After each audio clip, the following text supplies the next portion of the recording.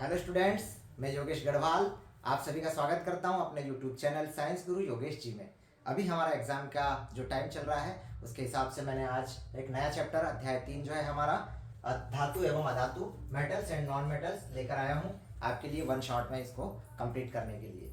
तो मेरे अगर आपने पुराने वीडियोस नहीं देखे हैं तो आप लोग उसे देखिए। अध्याय 1 भी मैंने बहुत अच्छे से प्रयास किया, बिल्कुल ईजी वे में आपके लिए मैंने उसमें कंप्लीट किया है। आप कैसे उसको छोटी छोटी रिएक्शंस के द्वारा आप उसको सीख सकते हैं। ऐसी अध्याय 2 भी मैंने उसमें अम्ल क्षार एवं लवण भी बताया है। अब हम आज इसमें देखते हैं धातु एवं अधातु के बारे में।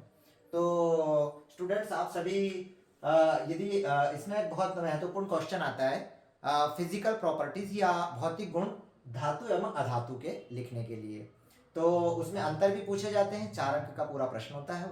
तो आज हम पहले ये देखेंगे कि धातु अधातु हम कैसे इजी वे में हम उसको याद रख सकते हैं। याद रखने के लिए बहुत सरल तरीका ये होता है कि आप उनके उदाहरण याद रखें।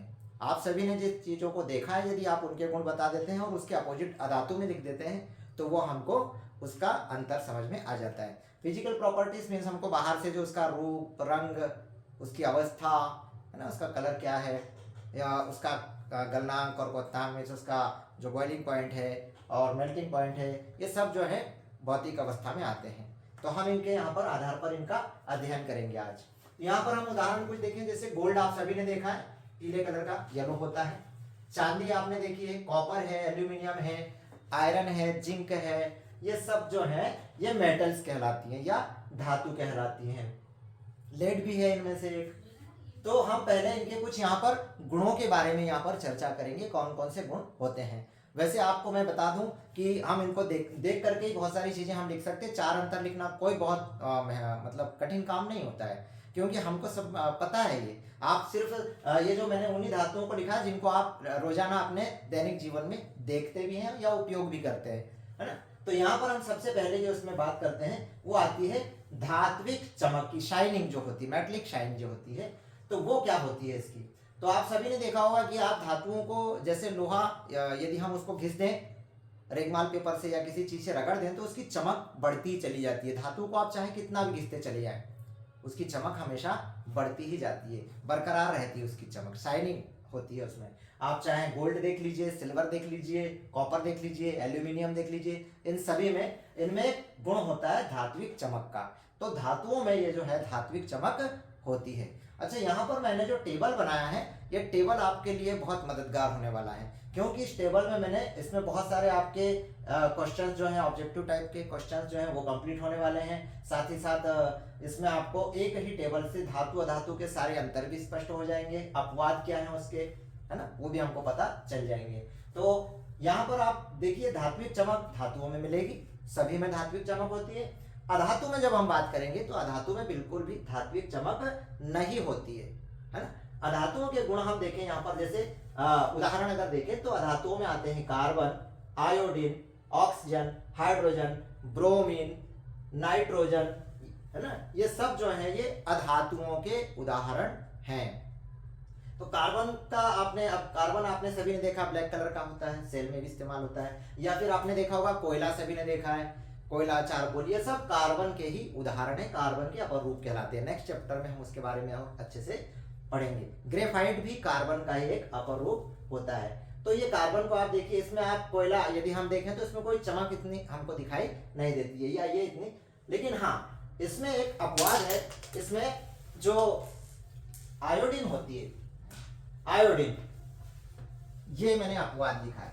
अपवाद मीन्स ऐसे गुण जो कि इनको बताते नहीं, प्रदर्शित नहीं करते। मतलब सारी अधातुओं में तो धात्विक चमक नहीं होती, लेकिन आयोडीन जो होती है ये एक ऐसी अधातु है जिसमें धात्विक चमक होती है। तो ये क्वेश्चन भी आता है, ऐसी अधातु का नाम लिखिए जिसमें ऐसी अधातु जिसमें धात्विक चमक पाई जाती है। तो आयोडीन जो होती है चमकदार होती है, धातुओं के समान ही होती है, इसलिए ये इनसे अलग है, डिफरेंट है, अलग है अधातुओं के। नॉन मेटल से इसके जो ये चमक वाला या शाइनिंग वाला गुण है ये अलग है। तो यहाँ पर इस प्रकार से है। इसी प्रकार से अवस्था या स्टेट जो होती है, तो यहाँ पर हम देखिए, आप सभी ने धातुएं देखी होंगी। ये जितनी भी धातुएं हैं ये सभी धातुएं आपको ठोस अवस्था में ही या ठोस स्टेट या सॉलिड स्टेट में आपको मिलेंगी। यहाँ पर ये सॉलिड स्टेट में होती हैं और इसमें एक अपवाद है मरकरी या पारा, इसको मरकरी भी कहा जाता है। पारा, पारा आपने देखा होगा डॉक्टरी थर्मामीटर में उसका इस्तेमाल किया जाता है, सिल्वर कलर का चमकदार होता है वो, और वो लिक्विड फॉर्म में होता है, द्रव अवस्था में होता है। तो पारा जो है इसका अपवाद है, मतलब वह जो है वह द्रव अवस्था में पाया जाता है। बाकी सभी धातुएं ठोस अवस्था में मिलेंगी आपको। अगर हम इधर बात करें अधातु में, तो अधातु में जितनी भी है ये हमको ठोस अवस्था में, द्रव अवस्था में और गैस अवस्था में, अर्थात तीनों अवस्थाओं में देखने को मिलती है।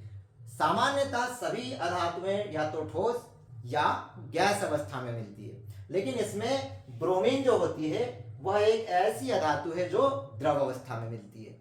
तो ये भी क्वेश्चन पूछा जाता है कि कौन सी अधातु है जो द्रव अवस्था में होती है, तो यहाँ ब्रोमीन, ब्रोमीन का नाम आएगा, ये लिक्विड फॉर्म में मिलती है। नेक्स्ट है हमारा पॉइंट इसका कठोरता, मींस हार्डनेस। आप सभी ने देखा होगा कि जितनी भी धातुएं होती हैं आप इनको देखेंगे तो ये बहुत कठोर होती हैं, और हाँ ये बात अलग है, कुछ धातुएं बहुत अधिक कठोर होती हैं, कुछ मुलायम भी हो सकती हैं। इसमें एक अपवाद है, इसमें 3 अपवाद हैं, सोडियम Na, पोटेशियम के और लिथियम। ये 3 धातुएं होकर भी ये नर्म होती हैं और इनको हम चाकू से भी आसानी से काट सकते हैं, तो ये इतनी नर्म होती है। तो ये इनके अपवाद हो गए, मीन्स इनका जो बिहेवियर है वो मेटल्स से डिफरेंट हो गया यहाँ पर, है ना। मेटल्स हार्ड होती हैं बट ये इनकी हार्डनेस क्या है, कम होती है, सॉफ्ट होती है, इनको हम नाइफ या चाकू से भी काट सकते हैं। तो ये इनका अपवाद हो गया। और यहाँ पर हम देखें अधातुएं, तो अधातुएं जो होती है ये कठोर, इनमें क्या है, कठोरता नहीं होती है या कम कठोर होती है, ये कठोरता नहीं, इसे हम मृदु या सॉफ्ट कह सकते हैं, यानी ये कैसी होती है, नर्म होती है, ये नर्म होती है, इनका गुण होता है नर्म। लेकिन ये बड़ा आश्चर्य का मुद्दा है, आश्चर्य की बात है कि हीरा, हीरा जो होता है ये सब अभी तक के ज्ञात पदार्थों में सबसे ज्यादा कठोर पदार्थ है, मतलब सबसे हार्ड जो होता है वो डायमंड होता है। तो यह डायमंड जो होता है अधातु होकर भी सबसे कठोर पदार्थ है, जो कि अधातुओं के गुणों से बिल्कुल डिफरेंट होता है। तो यह अपवाद स्वरूप हम इसको हीरा लिखते हैं, हीरा। नेक्स्ट है हमारा आघात वर्धनीयता या आघात वर्ध्यता, जिसे हम मैलिएबिलिटी भी कहते हैं। तो ये आघात वर्ध्यता क्या होती है, आघात यहाँ पर अगर हम इसका हिंदी में अगर अर्थ जानना चाहें तो आघात, आघात आपने सोचा होगा, सुना होगा, चोट करना, है ना। तो आघात करना मतलब चोट करना, और वर्ध्यता, वर्ध्य का मतलब होता बढ़ना, है ना। तो वर्ध्यता मतलब चोट करने पर बढ़ जाना। तो जैसे धातु में अगर हम आपने देखा होगा सोना, चांदी, कॉपर, इन सब की आपको चादर मिलती है। चादर मीन्स इसकी जो मतलब चपटे रूप में हम इसको जब पीटते हैं तो ये चपटे रूप में आ जाती है, चेंज हो जाती है। तो जैसे हम टीन के भी हम देखते हैं चादर जो होते हैं, लोहे को भी हम पीटेंगे तो चादर के रूप में वो ढल जाएंगी। इस प्रकार से चादर के रूप में यानी आघात करने पर उनका बढ़ जाना, अर्थात चादर के रूप में ढल जाना, यानी इनको पीट कर हम चादर बना सकते हैं। आपने देखा होगा बहुत सारे जैसे पेटी वगैरह बनती है तो उसमें वो चादर की बनी होती है, वो भी धातु ही होती है। तो ये धातुओं को हम पीट कर चादर बना सकते हैं, यही गुण इसका कहलाता है आघात वर्ध्यता या मैलिएबिलिटी। तो ये आघात वर्धनीय होती हैं सभी धातुएं, है ना। लेकिन इसमें जो है जिंक और मरकरी जो होती है ये इनसे भिन्न है, क्योंकि मरकरी जो होती है द्रव अवस्था में होती है ना, इसीलिए इसको पीटने का सवाल ही नहीं उठता, पीटने का चादर बनने का सवाल ही नहीं उठता है। ऐसे जिंक जो होती है इसको जब हम पीटते हैं तो ये बिखर जाती है, चूरा चूरा हो जाती है, अर्थात ये भंगुरता का गुण कहलाता है। तो यहाँ पर जिंक और मरकरी या पारा जो होता है ये इनके अपवाद होते हैं, इस प्रकार से ये आघात वर्धनीय नहीं होती। फिर यहाँ अधातु में हम बात करें तो अधातुएं जो होती है इनमें आघात वर्धनीयता का गुण नहीं होता है, ये भंगुर होती है, अर्थात जब हम इनको पीटते हैं तो ये चूर चूर हो जाती है, बिखर जाती है ना। जैसे आपने देखा कोयले को पीटेंगे तो बिखर जाएगा, वो टूट जाएगा, तो ये चूर चूर हो जाती है। लेकिन इसमें जो है एक अपवाद क्या है, ब्रोमीन। एक अपवाद नहीं, इसमें ब्रोमीन के अलावा गैसें भी है। ब्रोमीन क्योंकि द्रव अवस्था में होती है ना, हमने यहाँ लिखा है अपवाद में द्रव होती है। अब द्रव है इस वजह से उसको हम पीटने का सवाल ही नहीं उठता, और चूर चूर होने का, इसलिए ब्रोमीन है। और जो गैसें हैं जैसे हाइड्रोजन है, ऑक्सीजन है, नाइट्रोजन है, सल्फर है, ये सब जो होती हैं अधातुएं, इनमें ये भंगुरता का गुण नहीं पाया जाता। ये ठोस जो होती है अधातुएं उन्हीं में पाया जाता है। अब हम बात करें, नेक्स्ट है इसका तन्यता। तन्यता मीन्स डक्टिलिटी, डक्ट बनाना। तो आप सभी तन्यता को यदि हम हिंदी में समझना चाहें तो तन्यता मतलब तानना। यदि हम धातुओं को तानेंगे मतलब खींचेंगे तो वो तार के रूप में चेंज हो जाएगी, है ना। अब ये नहीं कि इसको हाथ से खींचा और वो तान दिया हमने उसको, नहीं, उसके लिए विशेष प्रोसेस होती है। तो हम इनके तार बना सकते हैं। आप सभी ने देखा होगा कॉपर जो होता है इसका तार होता है, सोने का तार होता है, आभूषणों में आपने देखा होगा, चांदी का तार होता है, एल्यूमिनियम का तार होता है ना। लेकिन पारा जो है उसका कभी तार आपने नहीं देखा होगा। तो धातुओं को हम खींच करके उनको तार के रूप में हम या वायर के फॉर्म में हम उनको ला सकते हैं। तो ये कहलाता है उसका गुण तन्यता या डक्टिलिटी, उसको डक्ट बना सकते हैं हम। यहां पर हमको एक विशेष है, प्रश्न आता है कि सबसे अधिक तन्य धातु कौन सी है। तो जो गोल्ड या जो सोना होती है वो सबसे अधिक तन्य धातु होती है, अर्थात उसको हम बहुत लंबा तार उसको बना सकते हैं। इसके अपवाद वही आएंगे जिंक और पारा, इसमें तन्यता का गुण नहीं पाया जाता है। अधातुएं जो होती है, अधातुओं में भी तन्यता का गुण नहीं होता है, अर्थात इनके तार हम खींच नहीं सकते। अगला गुण है ध्वनिकता। ध्वनिकता मतलब आप सभी ने देखा होगा कि यदि हम धातुओं की घंटी बनाई जाती है मंदिरों में, है ना, या और अन्य स्थानों पर, तो जब हम उन पर चोट करते हैं तो एक स्पेशल आवाज आती है उनकी, है ना, मधुर ध्वनि। तो वो जो ध्वनि होती है उसे ही हम कहते हैं सोनोरस। इसका 1 अंक का क्वेश्चन आता है, सोनोरस क्या है। तो आंसर आएगा धातुओं पर चोट करने से या धातुओं को पीटने पर उनसे एक ध्वनि या आवाज या साउंड जो निकलता है वह साउंड ही कहलाता है सोनोरस, है ना। तो ये ध्वनिक होती हैं ये धातुएं, लेकिन इसका भी वही पारा, इसका अपवाद आ जाएगा, उसमें कोई साउंड इस प्रकार का नहीं होगा। और जो अधातुएं हैं वो ध्वनिकता का गुण उनमें नहीं पाया जाता है। फिर नेक्स्ट है गलनांक एवं घनत्व, डेंसिटी। तो गलनांक मीन्स इसका मेल्टिंग पॉइंट, है ना, मतलब वह तापमान न्यूनतम जिस पर कोई ठोस पिघल कर द्रव में या सॉलिड जो है लिक्विड अवस्था में आना शुरू कर देता है, वह गलनांक कहलाता है। तो आपने देखा होगा यदि हम कॉपर को जलाएं या एल्यूमिनियम को यदि हम जलाना शुरू करेंगे तब हम देखेंगे कि वो आसानी से द्रव अवस्था में नहीं आता, बहुत अधिक उसको तापमान लगता है। तो इसीलिए इनके जो गलनांक होते हैं बहुत हाई होते हैं, उच्च होते हैं, बहुत अधिक टेम्परेचर लगेगा तब जाकर के ये द्रव अवस्था में चेंज होंगी।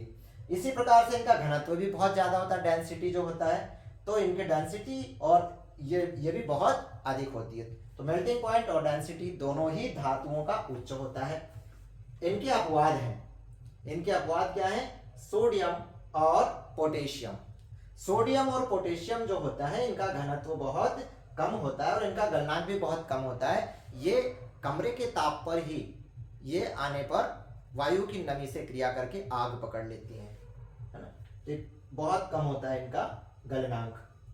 फिर इनका अधातुओं का जो गलनांक होता है वो क्या होता है, निम्न होता है, अर्थात कम होता है, लो होता है बहुत ही।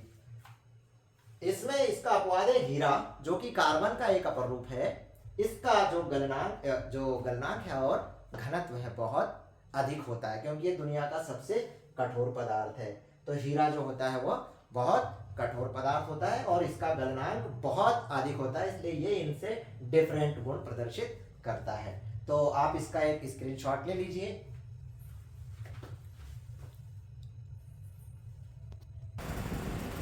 चलिए नेक्स्ट है, मैंने यहाँ नीचे लिख दिया है, आप गलनांक के जस्ट बाद इसको ले सकते हैं। तो क्वथनांक या बॉइलिंग पॉइंट, तो जितनी भी धातुएं होती हैं उनका बॉइलिंग पॉइंट बहुत अधिक है, क्योंकि उनका जो मेल्टिंग पॉइंट या गलनांक है वो बहुत अधिक है। तो उसके बाद ही वह पहले ठोस से द्रव में बदलेगी, उसी का वो गलनांक कहलाता है, और द्रव से गैस अवस्था में बदलना वो उसका क्वथनांक या बॉइलिंग पॉइंट कहलाता है। तो यदि इनका गलनांक उच्च है धातुओं का तो इनका क्वथनांक भी बहुत उच्च ही होगा। लेकिन गैलियम और सीजियम इसका अपवाद होती है। ये दोनों धातुएं ऐसी हैं जो हथेली पे रखते ही कमरे के ताप पर भी ये पिघल जाती है, हथेली पे रखते ही। तो ये दोनों इसमें इनका क्वथनांक गलनांक बहुत कम होता है। अधातुओं का जो है क्वथनांक बहुत कम होता है इनका। इसका अपवाद हीरा है, क्योंकि हीरे का गलनांक भी अधिक है तो क्वथनांक भी उसका अधिक होगा। फिर आती है विद्युत चालकता या इलेक्ट्रिसिटी कंडक्टिविटी। तो इलेक्ट्रिसिटी कंडक्टिविटी जो होती है, आप सभी ने देखा होगा, इसको आप आसानी से समझ सकते हैं। कॉपर में, एल्यूमिनियम में, इसमें यदि हम इलेक्ट्रिसिटी मतलब प्रवाहित कराएं तो इसमें से इलेक्ट्रिसिटी आसानी से बह सकती है, चल सकती है। तो ये जितनी भी धातुएं हैं ये सभी विद्युत धारा की सुचालक होती है, अर्थात गुड कंडक्टर्स होती हैं ये। इनसे विद्युत धारा प्रवाहित हो सकती है, बह सकती है। और अधातुएं जो होती हैं वो क्या होती हैं? वो गुड कंडक्टर्स नहीं, ये बैड कंडक्टर्स होती हैं, ये कुचालक होती हैं अधातुएं। इनमें से अर्थात विद्युत धारा का प्रवाह नहीं हो सकता, मतलब विद्युत धारा इनसे नहीं बह सकती। इसमें ग्रेफाइट एक इसका अपवाद है, क्योंकि ग्रेफाइट जो होता है ये विद्युत धारा का सुचालक होता है। ग्रेफाइट आप सभी ने देखा है, जो पेंसिल की लीड होती है आपकी, वही ग्रेफाइट की ही बनी होती है। तो ग्रेफाइट में फ्री इलेक्ट्रॉन्स होते हैं, क्योंकि 3 अन्य कार्बन परमाणुओं से ये जुड़ा होता है, इसीलिए इसमें इलेक्ट्रिसिटी को ले जाने की या गुड कंडक्टर होता है ये। और साथ में इसका स्नेहक के रूप में भी प्रयोग किया जाता है। तो ग्रेफाइट इसका अपवाद है। फिर है ऊष्मा की चालकता। तो सेम है, विद्युत धारा और ऊष्मा की चालकता लगभग एक साथ एक समान ही है। यहाँ पर जो है धातुएं विद्युत धारा, ऊष्मा की या हीट की भी जो है कंडक्टर अच्छी होती हैं। इसमें सबसे अच्छा जो होता है कंडक्टर वो होता है कॉपर। और यहाँ पर विद्युत चालकता में भी आप ध्यान रखें, जो सिल्वर होती है वो सबसे अच्छी विद्युत की चालक होती है। चांदी, सिल्वर बहुत अच्छी चालक है, विद्युत इसमें बहुत आसानी से बह सकती है। वहीं ऊष्मा की अच्छी चालक होती है कॉपर, है ना। तो लेड एवं मरकरी जो है इसका अपवाद है, अर्थात ये जो है हीट की गुड कंडक्टर्स नहीं है, इनमें अच्छे से ऊष्मा का चालन नहीं होता है। अधातु जो होती है इसके अंतर्गत हम देखें तो ये अधातुएं क्या होती है? ऊष्मा की कुचालक होती हैं, अर्थात इनसे ऊष्मा का बहना नहीं हो पाता। इस प्रकार से हमने ये अभी जो फिजिकल प्रॉपर्टीज, यहाँ पर आप लिख लीजिएगा, ये सारे के सारे जो हैं ये भौतिक गुण हैं धातु एवं अधातु के। तो हमने यहाँ पर 4 अंक में यदि आंसर आता है तो बिल्कुल इजी वे में हम लिख सकते हैं। हम सभी को पता है सोना चांदी जो होता है इनमें धात्विक चमक होती है ना। कॉपर एल्यूमिनियम में हमें पता है इनके सबके तार बनते हैं, अर्थात इनमें तन्यता का गुण होता है। इनको पीटने पर हम इनकी चादर बना सकते हैं, चादर के रूप में ढाल सकते हैं। इसी प्रकार ये विद्युत धारा की चालक होती हैं, इनमें ध्वनिकता का गुण होता है, आवाज करती हैं ये, है ना। कठोर होती हैं, सामान्यतः ठोस अवस्था में होती है पारा को छोड़कर। तो ये 5-6 पॉइंट मैंने आपको यहाँ लगभग 8 से 9-10 पॉइंट्स यहाँ बता दिए हैं। इसमें से कोई भी 4 पॉइंट आप अच्छी तरह से लिख दीजिए, आपके 4 नंबर उसके बिल्कुल पक्के हैं। यहाँ पर ध्यान रखना है हमको मेन चीजें कि इनके अपवाद क्या क्या हैं, ये परीक्षा में अक्सर पूछे जाते हैं। तो आप इसका एक स्क्रीनशॉट ले लीजिए।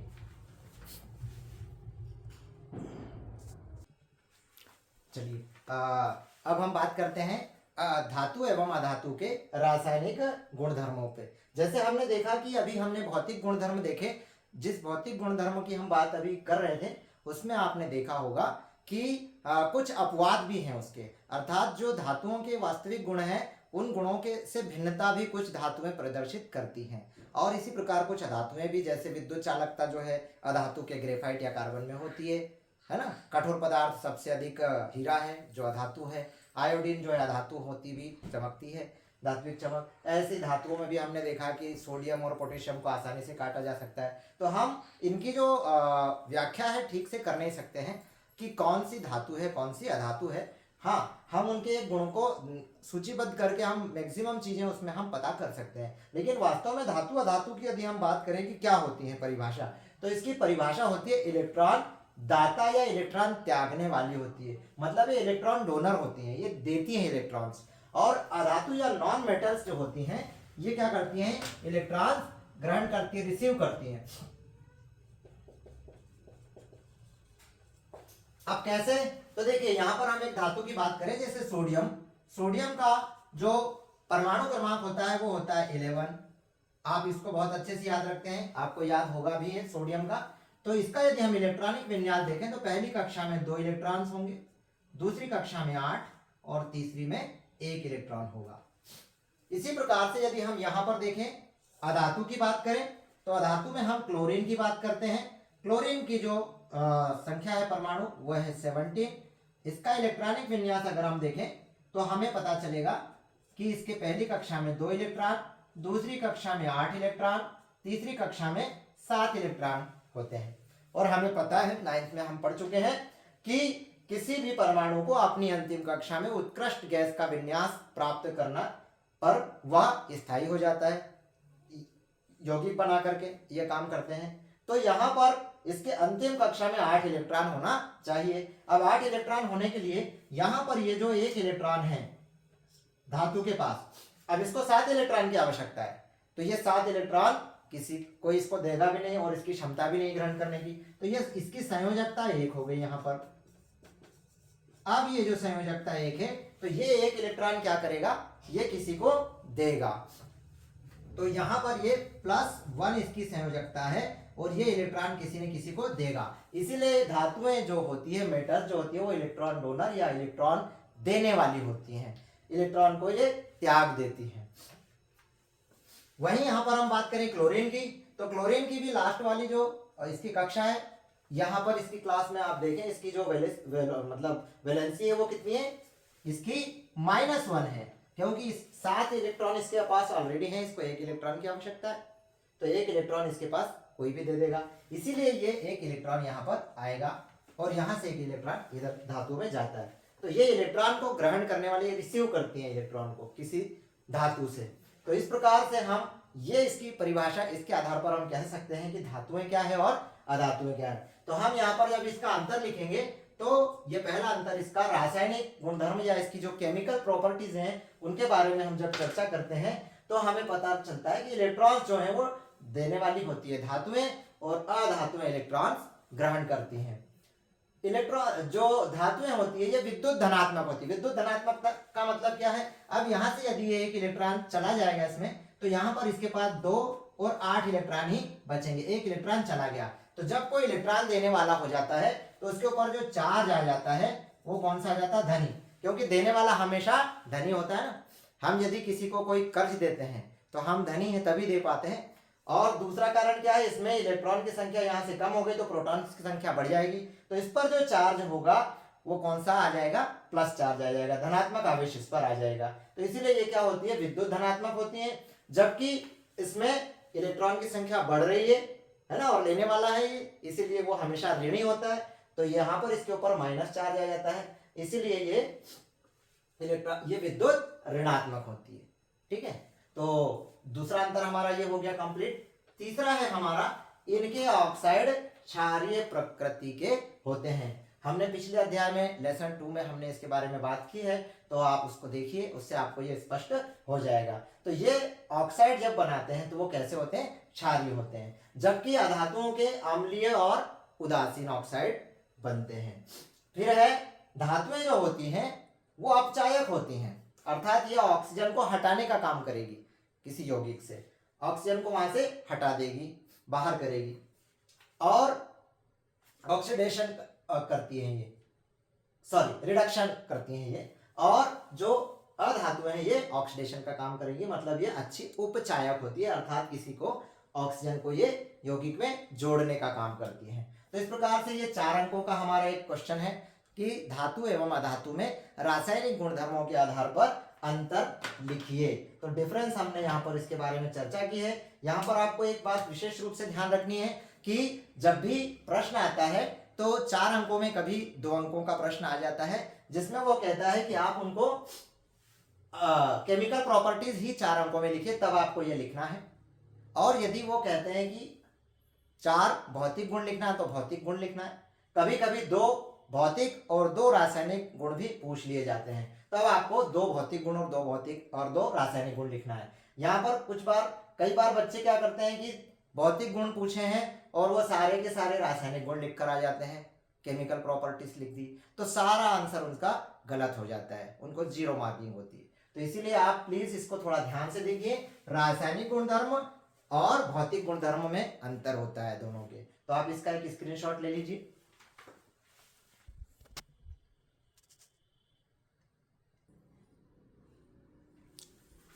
चलिए नेक्स्ट अब हम देखते हैं धातुओं के रासायनिक गुणधर्म, इनके हम चर्चा कर लेते हैं आज। तो धातुओं का वायु में दहन, वायु में दहन करने का मतलब होता है ऑक्सीजन से उसकी क्रिया होना, क्योंकि दहन के लिए ऑक्सीजन ही आवश्यक होती है। तो ये जब भी धातुओं की क्रिया होगी तो उसका संगत धातु ऑक्साइड बनेगा। देखिए यहाँ पर एक धातु जैसे कॉपर हमने ली, कॉपर के साथ में जब भी ऑक्सीजन की रिएक्शन होगी तो वो कॉपर के साथ ही ऑक्सीजन जुड़ जाएगी, कॉपर ऑक्साइड बन जाएगा यहाँ पर। तो ये धातु का क्या कहलाएगा, धातु ऑक्साइड है। मतलब धातु के साथ में ऑक्सीजन की क्रिया होने पर क्या बनता है, धातु ऑक्साइड बनते हैं। और ये कैसी प्रकृति के होते हैं, क्षारकीय प्रकृति के होते हैं। मतलब यदि हम इन ऑक्साइड को देखेंगे तो इनकी जो नेचर होगा वो कैसा होगा, वो क्षारकीय होगा। इसी प्रकार से हम एक दूसरा उदाहरण है एल्यूमिनियम है। एल्यूमिनियम की भी यदि हम रिएक्शन करवाएंगे ऑक्सीजन के साथ में तो वहां पर भी हमको एल्यूमिनियम ऑक्साइड प्राप्त होगा। यहां पर ध्यान देना है कि एल्यूमिनियम ऑक्साइड उभयधर्मी ऑक्साइड कहलाता है। तो उभयधर्मी ऑक्साइड क्या होते हैं, उभयधर्मी ऑक्साइड का अर्थ होता है ऐसे ऑक्साइड जो कि अम्ल के साथ में या फिर क्षार के साथ दोनों से ही ये क्रिया कर सकते हैं, और क्रिया करके ये दोनों ही स्थिति में लवण और जल का निर्माण करेंगे। मतलब ये लवण और जल बनाते हैं दोनों ही परिस्थिति में, चाहे आप इसकी अम्ल से क्रिया करवाएं, HCl से करवा दें या NaOH से करवा दें, दोनों ही कंडीशन में हमको लवण और जल मिलते हैं। तो ऐसे ऑक्साइड्स को हमको क्या कहते हैं, उभयधर्मी ऑक्साइड कहते हैं। और अधिकांश जो ऑक्साइड होते हैं धातु के बनते हैं वो जल में अविलय होते हैं, मतलब सॉल्युबल नहीं होते, वो घुलते नहीं है उसमें। परंतु सोडियम और पोटेशियम के ऑक्साइड जो होते हैं वो जल में घुल जाते हैं, और जल में घुल करके वो क्या बनाते हैं, क्षार का निर्माण करते हैं। तो इस प्रकार से हम देखते हैं कि केवल सोडियम और पोटेशियम का भी इसी प्रकार से ये दोनों ही क्षार का निर्माण करेंगे। यहाँ सोडियम हाइड्रोक्साइड बन रहा है, पोटेशियम होगा तो पोटेशियम हाइड्रोक्साइड बन जाएगा। आप इसका स्क्रीनशॉट ले लीजिए।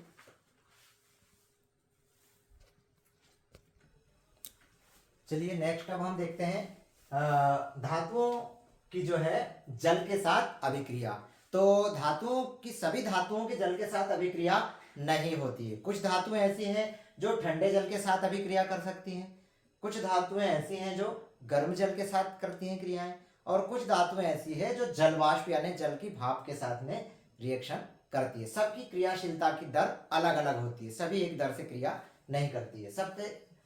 तो हम यहाँ देखेंगे ठंडे जल के साथ में सोडियम और पोटेशियम जो है वह ठंडे जल के साथ में भी उसकी क्रिया हो जाती है ना। ठंडे जल के साथ में जब हम सोडियम की रिएक्शन करवाते हैं तो उसकी रिएक्शन वाटर से होने के बाद हमें सोडियम हाइड्रोक्साइड प्राप्त होता है, और साथ में हाइड्रोजन गैस बनती है। और यह हाइड्रोजन गैस जो होती है इसके साथ में ऊष्मीय ऊर्जा भी निकलती है।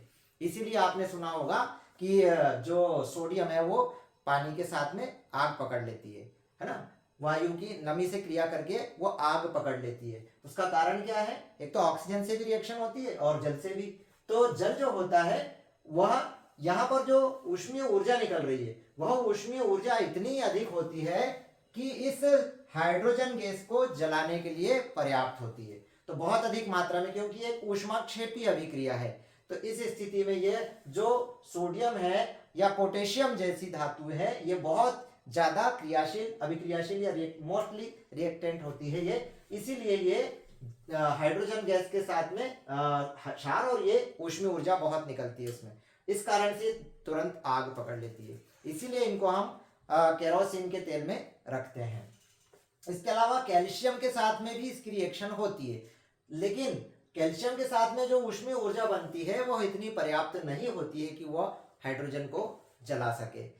तो इसीलिए उसमें तापमान तो निकलता है, ऊष्माक्षेपी अभिक्रिया है, लेकिन वहां पर उतनी ऊष्मा नहीं होती। लेकिन सिर्फ ये पोटेशियम सोडियम जैसी धातुओं के साथ ऐसी रिएक्शन इसकी होती है। तो ये क्वेश्चन अक्सर पूछा जाता है कि क्या कारण है हम सोडियम को मिट्टी के तेल में रखते हैं। तो उसका आंसर है ये बहुत अधिक क्रियाशील होने के कारण इसकी जल से या वायुमंडल की ऑक्सीजन से क्रिया होने के पश्चात हाइड्रोजन गैस बनती है और बहुत अधिक मात्रा में ऊष्मा निकलती है। इस वजह से ये तुरंत आग पकड़ लेती है। इसी कारण हम इसको केरोसिन के तेल में रखते हैं। अब केरोसिन के तेल में रखने से हमको एक ये विचार मन में आएगा कि केरोसिन तो एक ईंधन के रूप में उपयोग करते हैं। उसका कारण है कि ये केरोसिन के साथ में कोई भी क्रिया नहीं करती। जब कोई क्रिया ही नहीं होगी तो हाइड्रोजन उत्पन्न नहीं होगी और ऊष्मीय ऊर्जा भी उत्पन्न नहीं होगी। दूसरा है हमारे पास जो गर्म जल के साथ भी कुछ धातुएं क्रिया करती हैं, तो उनमें जैसे मैग्नीशियम है। मैग्नीशियम गर्म जल के साथ में भी अभिक्रिया कर लेता है और यह गर्म जल से अभिक्रिया करने के बाद में क्या बनाता है, मैग्नीशियम हाइड्रोक्साइड बनाता है और साथ में हाइड्रोजन गैस मुक्त करता है। ये तो मैग्नीशियम की गर्म जल के साथ हम क्रिया कर सकते हैं, ये इसी से क्रिया करेगी। फिर आती है जलवाष्प या भाप के साथ अभिक्रिया। तो जलवाष्प या भाप के साथ में जो धातु है वह एल्यूमिनियम है। एल्यूमिनियम जो होती है वह जल के साथ में रिएक्शन कर लेती है और साथ में एल्यूमिनियम ऑक्साइड मतलब धातु का ऑक्साइड बनाती है, साथ में ये हाइड्रोजन गैस मुक्त करती है। तो यहाँ पर हम जल की अगर क्रियाशीलता के आधार पर देखें, मैंने एक एक उदाहरण दिया, आपकी बुक में और ज्यादा है क्योंकि हमारा वन शॉट है ये, इसलिए मैंने आपको ज्यादा उदाहरण नहीं बताए। तो यहाँ पर हमने एक एक उदाहरण से आपको ये बताया है कि किस प्रकार से यदि हम इनकी क्रियाशीलता का क्रम देखें तो सोडियम ज्यादा क्रियाशील है, उससे कम मैग्नीशियम है, उससे कम एल्यूमिनियम। इस प्रकार से हम एक क्रम इसका निर्धारित कर सकते हैं। यहाँ पर एक विशेष ध्यान रखने वाली बात है कि जो लेड है, कॉपर है, सिल्वर यानी चांदी और सोना यानी गोल्ड, ये जल के साथ किसी भी प्रकार की कोई रिएक्शन नहीं करते हैं। तो ये वाला पॉइंट आप थोड़ा सा नोट कर लीजिएगा ताकि ये यदि परीक्षा में आए तो आप इसको अच्छे से सॉल्व कर सकें। तो आप यहाँ पर इसका नोट कर लीजिए।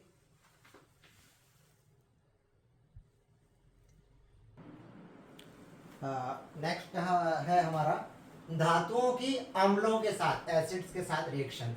तो धातुएं जो होती हैं जैसे मैग्नीशियम की हम बात करें, मैग्नीशियम जो तनु HCl हाइड्रोक्लोरिक एसिड होता है उसके साथ में भी क्रिया कर लेती है और अति तनु यदि हाइड्रोक्लोरिक एसिड होगा तब भी मैग्नीशियम और मैग्नीज भी इससे क्रिया करके हाइड्रोजन गैस को विस्थापित करेगी, हाइड्रोजन गैस निकालती है। तो यहाँ पर मैग्नीशियम की जब HCl के साथ में रिएक्शन होगी तो यहाँ पर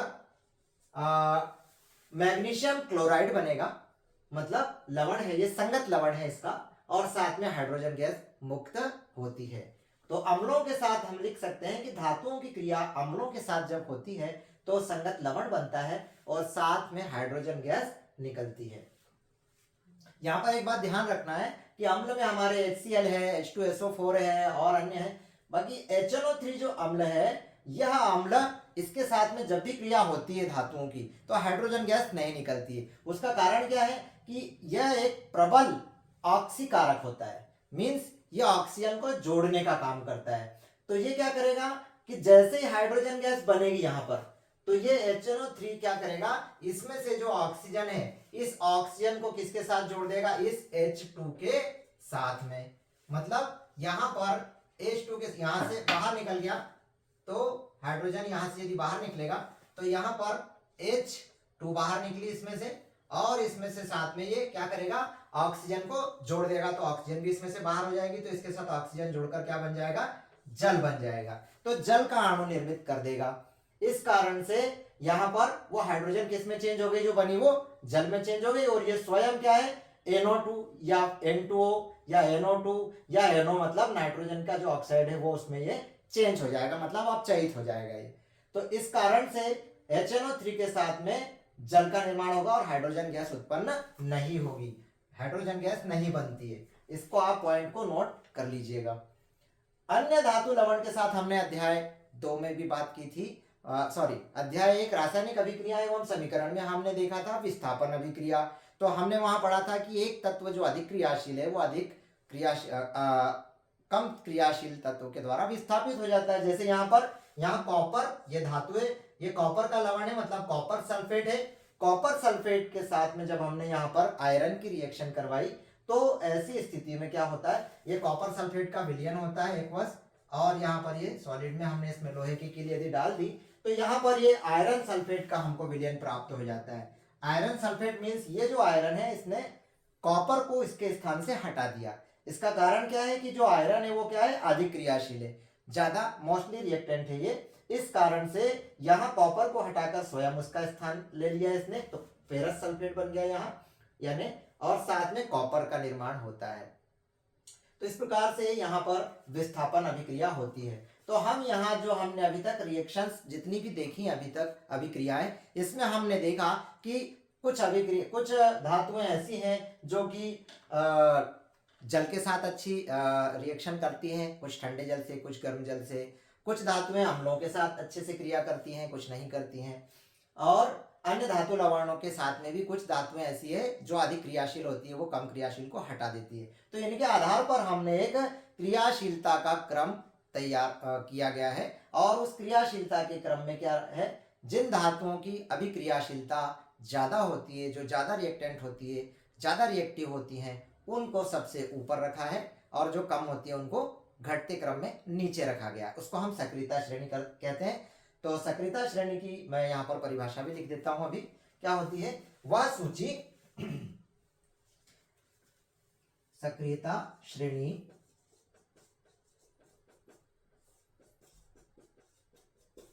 मीन्स श्रृंखला, वह सूची जिसमें धातुओं को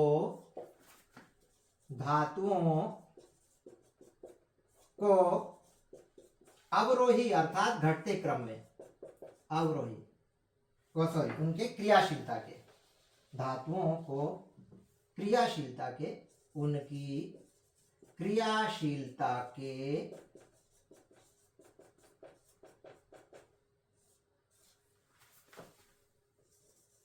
अवरोही क्रम में रखते हैं। अवरोही, या हम कहें इसको घटते क्रम में रखते हैं।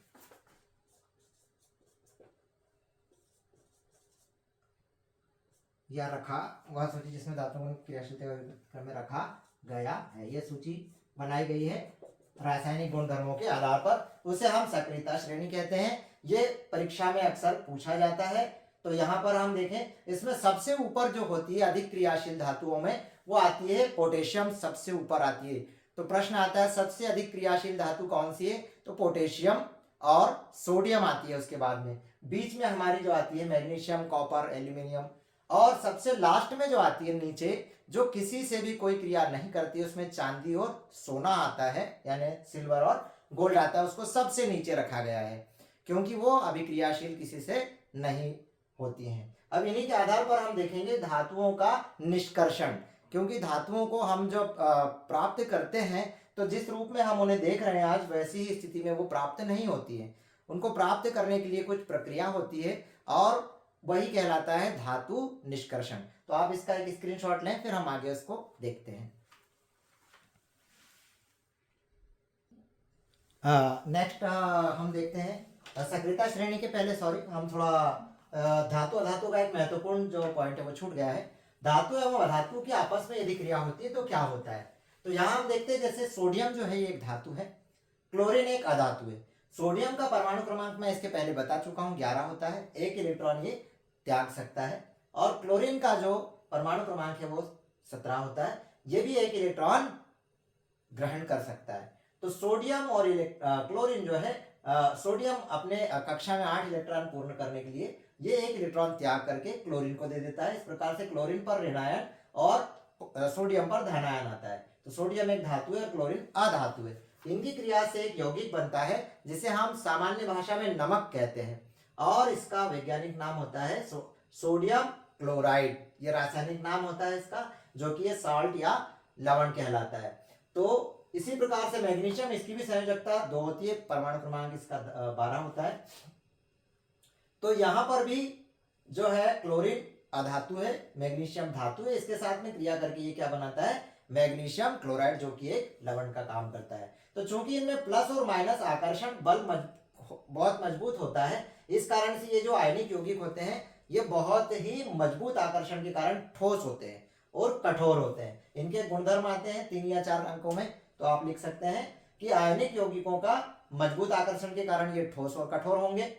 इनका गलनांक और क्वथनांक बहुत अधिक होगा, क्योंकि ये मजबूत आकर्षण है, तो इसको तोड़ने के लिए इनके बीच का जो बंधन है उस बंधन को तोड़ने के लिए बहुत अधिक तापमान या ऊर्जा की आवश्यकता पड़ेगी। इनके बीच में जो बंध होता है वो आयनिक बंध कहलाता है, या उसको हम विद्युत संयोजी बंध या इलेक्ट्रोवेलेंट बॉन्ड कहते हैं। गलना के बाद हम बात करें जल में घुलनशीलता, तो जो भी आपने देखा होगा नमक को यदि हम जल में घोलें तो वो घुल जाता है, मतलब ये जल में घुलनशील होते हैं, विलय हो जाते हैं। लेकिन ये केरोसिन या पेट्रोल जो होते हैं ऐसे विलायकों में ये अघुलनशील होते हैं, अर्थात इनमें घुलते नहीं है। और विद्युत के ये सुचालक होते हैं, लेकिन ठोस अवस्था में विद्युत का चालन नहीं करते हैं। ये विलय अवस्था या गलित अवस्था में जब रहेंगे तब ये ऐसी स्थिति में ही विद्युत का चालन कर सकते हैं। चलिए, तो अब हम देखते हैं धातुओं का निष्कर्षण। धातुएं हमें जिस रूप में दिखाई देती हैं उसी रूप में वे हमें प्राप्त नहीं होती हैं। सोना, चांदी, एल्यूमिनियम, कॉपर हम देखते हैं तो वह शुद्ध रूप है। वास्तव में उन्हें प्राप्त करने के लिए कुछ चरणों का सहारा लेना पड़ता है, कुछ प्रोसेस से गुजरना पड़ता है, तो उसे हम कहते हैं धातु निष्कर्षण। धातुएं सामान्य तौर पर हमें सल्फाइड या कार्बोनेट या ऑक्साइड के रूप में मिलती हैं। ये धातुएं हमारी शुद्ध रूप में प्राप्त करना ये कहलाता है आपका धातु निष्कर्षण। और भूपर पट्टी से हमें ये पृथ्वी की जो ऊपरी सतह है भूपर पट्टी, वहां से हम प्राप्त इनको करते हैं। ऐसे खनिज अयस्क क्या है? ऐसे खनिज जिनसे हम धातुओं को प्राप्त करते हैं वे अयस्क कहलाते हैं। इसी प्रकार से गैंग क्या है? गैंग जो है अयस्कों में जो भी अशुद्धियां होती है, रेत के कण है, मिट्टी है और अन्य अशुद्धियां हैं, ये सब जो है क्या कहलाती हैं? गैंग कहलाती हैं। तो धातुओं को हम प्राप्त करने के लिए 3 श्रेणियां धातुओं की हमने देखी थी सक्रियता श्रेणी के अंतर्गत। जो धातुएं बहुत अधिक क्रियाशील हैं जैसे सोडियम, पोटेशियम जो है, लिथियम, ये बहुत अधिक क्रियाशील धातुएं हैं, तो ये धातुएं ऊपर होती हैं सबसे सक्रियता श्रेणी में। मध्यम क्रियाशील धातुओं के अंतर्गत आपकी जो मध्य में होती हैं धातुएं जैसे एल्यूमिनियम है और कॉपर है, जिंक है, मैग्नीशियम है, और जो सबसे कम क्रियाशील धातुएं हैं जैसे सोना, चांदी है या पारा है, ये कम क्रियाशील में आती है। कॉपर भी कम क्रियाशील के अंतर्गत आता है। तो हम कम क्रियाशील धातुओं की यहाँ पर चर्चा करेंगे, हम कैसे उसको प्राप्त कर सकते हैं अयस्कों से। तो हम देखते हैं कि धातुओं को प्राप्त करने के लिए सबसे सरल जो उपाय होता है वो होता है उनको ऑक्साइड में चेंज करना अयस्क को। तो यहाँ पर हमारे पास में ये जो कम क्रियाशील धातुएं हैं, ये ज्यादा इसमें हमको मेहनत करने की आवश्यकता नहीं होती है क्योंकि ये किसी से ज्यादा क्रिया नहीं करती है। तो यहाँ पर हमारे पास में एक उदाहरण हम लेते हैं, जैसे पारा या मरकरी, इसको हम पारद भी कहते हैं। इसका जो अयस्क का नाम होता है वो होता है सिनाबार, जिसका जो रासायनिक फॉर्मूला है वो होता है HgS, मर्क्यूरिक सल्फाइड। तो इस मर्क्यूरिक सल्फाइड को हम क्या करते हैं? गर्म करते हैं। जब हम इसे गर्म करते हैं तो यहाँ पर देखिए इसमें से ये सल्फर जो है ये ऑक्सीजन के साथ मिल जाता है, सल्फर डाइऑक्साइड बन जाता है और एक ऑक्सीजन इसमें यहाँ से हटके जुड़ जाती है, तो ये इसका उपचयन हो जाता है और यहाँ पर हमको मर्क्यूरिक ऑक्साइड प्राप्त होता है। ये मर्क्यूरिक ऑक्साइड को फिर से हम गर्म करते हैं। जब हम इसने गर्म करते हैं इसको, तो यही फिर इसमें ऑक्सीजन यहाँ से बाहर हो जाती है और हमें ये पारा या पारद शुद्ध रूप में प्राप्त हो जाता है। इस प्रकार से हम कम क्रियाशील धातु का निष्कर्षण करते हैं।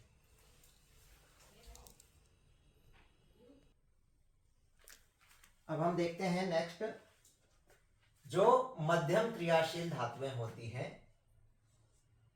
अर्थात मध्य में आने वाली धातुएं हैं, जैसे आयरन है, जिंक है और लेड है। इनका निष्कर्षण हम किस प्रकार से करते हैं? तो इनके निष्कर्षण के जो चरण होते हैं वो इस प्रकार से हैं।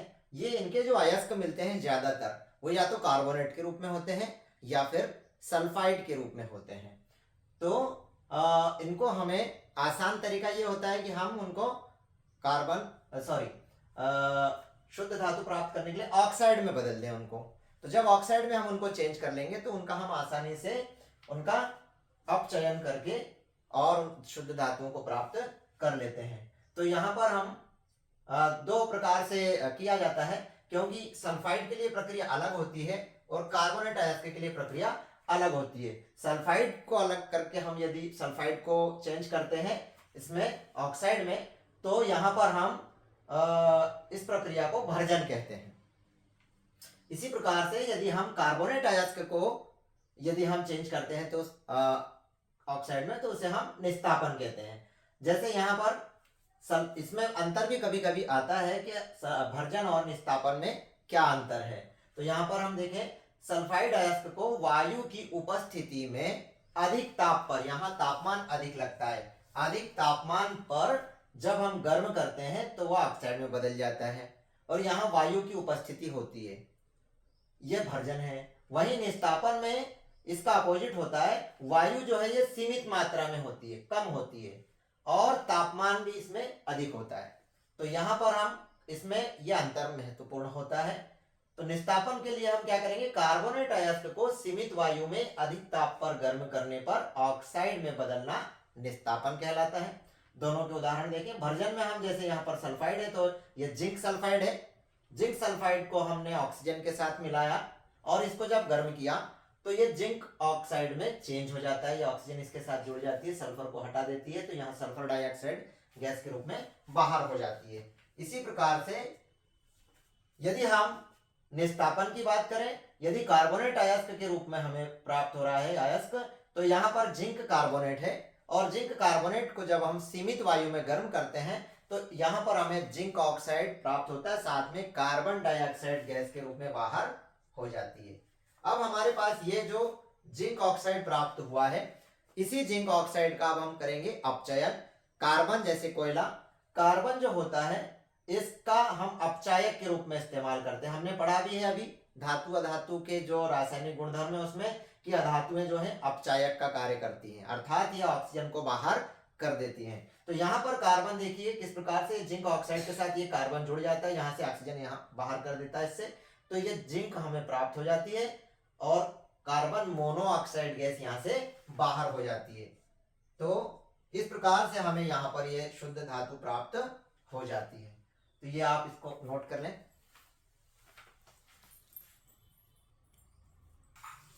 इंग्लिश में भी मैंने यहाँ पर लिख दिया है निस्तापन और जो भर्जन है उसको, आप उसको भी नोट कर लीजिए इंग्लिश मीडियम से यदि हैं तो।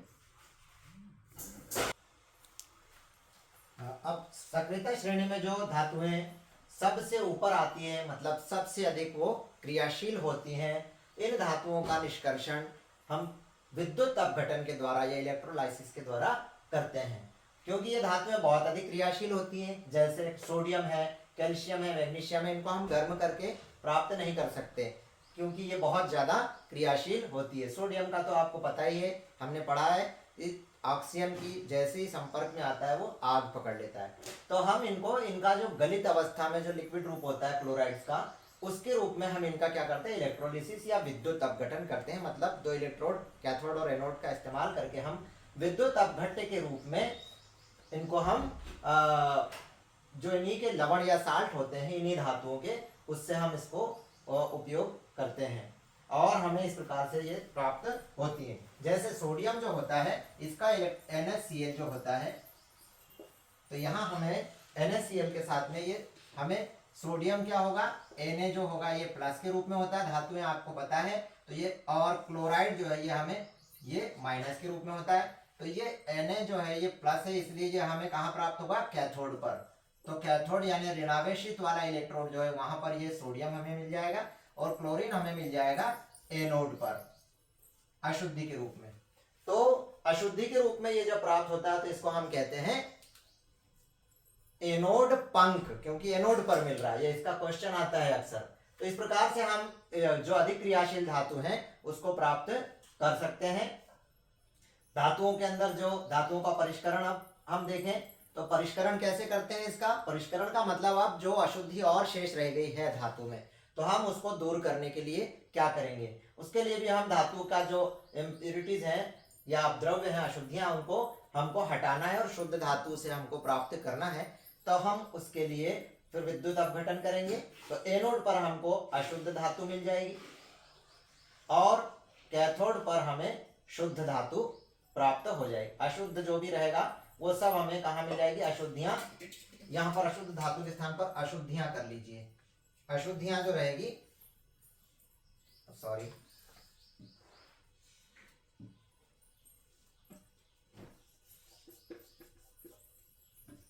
तो जो भी अशुद्धियां हैं वो एनोड पंख पर जमा हो जाएंगी और कैथोड पर हमें शुद्ध धातु प्राप्त हो जाएगी। इस प्रकार से हम इसका परिष्करण करते हैं और एकदम शुद्ध रूप में हम धातुओं को प्राप्त करते हैं। अब इस चैप्टर में हमारा एक क्वेश्चन है, मिश्रातु या मिश्र धातु क्या होता है। तो मिश्रातु या मिश्र धातु, जैसे लोहा, यदि हम देखते हैं कि लोहे पर अगर जंग लग जाती है वायु की उपस्थिति में या आर्द्रता नमी से, तो वो संक्षारित हो जाती है, खराब हो जाती है। तो हम धातुओं को शुद्ध रूप के स्थान पर उनकी मिश्र धातुओं के रूप में यदि प्रयोग करते हैं तो मिश्र धातुओं में ज़्यादा अच्छे गुण होते हैं, धातुओं की अपेक्षा उनमें हमें अच्छी क्वालिटी देखने को मिलती है।